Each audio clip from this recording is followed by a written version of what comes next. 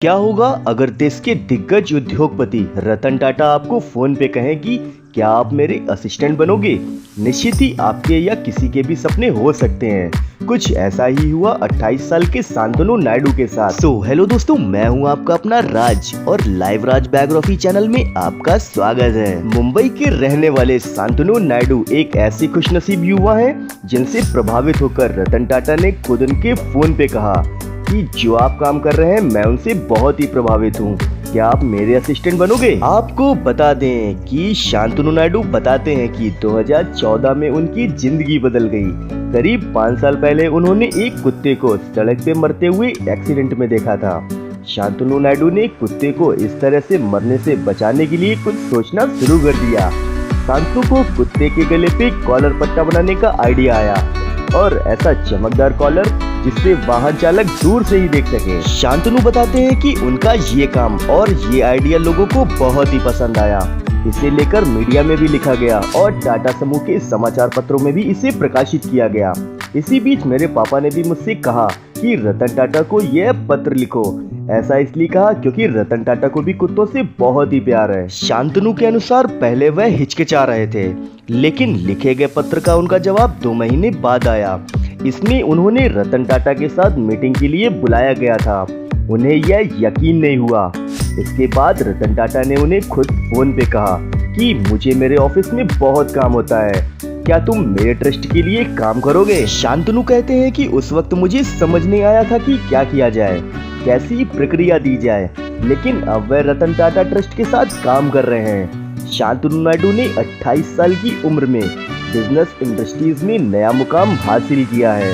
शांतनु वो शख्स है जो रतन टाटा को नए स्टार्टअप में और नए निवेश की टिप्स देते हैं। शांतनु नायडू ने अपने आइडिया से देश के दिग्गज उद्योगपति रतन टाटा को भी अपना फैन बना लिया है। शांतनु नायडू की एक कंपनी भी है जिसका नाम मोटोपॉज है और ये कंपनी कुत्तों के कॉलर का निर्माण करती है। ये कॉलर अंधेरे में चमकते हैं ताकि कोई वाहन उन्हें ठोकर ना मार दे। इस कंपनी का कारोबार 4 देशों में और 20 से ज्यादा शहरों में फैला हुआ है। आपको बता दें कि एक बार रतन टाटा ने स्ट्रीट डॉग्स प्रोजेक्ट की मदद के लिए शांतनु से पूछा, लेकिन उन्होंने तुरंत मना कर दिया। हालांकि रतन टाटा ने जोर देके निवेश किया और उसके बाद मोटोपॉज की पहुंच अलग अलग शहरों तक हो गई। अब शांतनु लगातार रतन टाटा से मिलते रहते हैं। मोटोपॉज की शुरुआत के बाद शांतनु ने करनाल में एडमिशन लिया।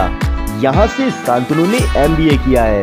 MBA के दौरान उद्यमिता, निवेश और नए स्टार्टअप के साथ ही साथ क्रेडिबल स्टार्टअप की खोज की और इंटरेस्टिंग बिजनेस आइडिया और मुख्य इंडस्ट्री स्टेट्स पे काम किया और पूरा ध्यान लगाकर अच्छे से पढ़ाई की। कोर्स को खत्म करने के बाद उन्होंने रतन टाटा के साथ काम किया और शांतनु का कहना है कि ऐसा मौका जिंदगी में पहली बार मिलता है और रतन टाटा के साथ रहकर काम करके कुछ न कुछ सीखने को मिलता है। 84 इयर्स के रतन टाटा देश के स्टार्टअप और इकोसिस्टम में खास रुचि रखते हैं और 2016 में रतन टाटा से एक प्राइवेट निवेश कंपनी R&T एसोसिएट और कैलिफोर्निया यूनिवर्सिटी ने स्टार्टअप को मदद करने के लिए हाथ मिलाया था।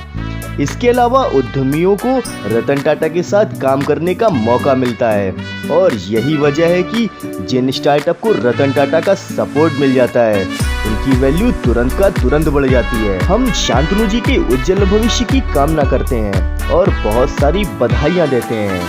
अगर आपको हमारी वीडियो नॉलेजेबल लगी हो तो प्लीज जाकर like, comment and subscribe. Thank you.